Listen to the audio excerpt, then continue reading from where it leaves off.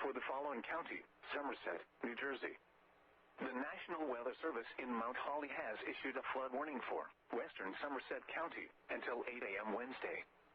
At 9:24 p.m., minor flooding was occurring along the north branch of the Raritan River near its confluence with the south branch along the border between Branchburg Township and Bridgewater Township.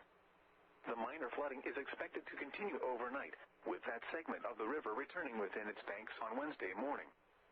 Some locations that may experience flooding include Branchburg Township and Bridgewater Township. Turn around, don't drown when encountering flooded roads. Most flood deaths occur in vehicles.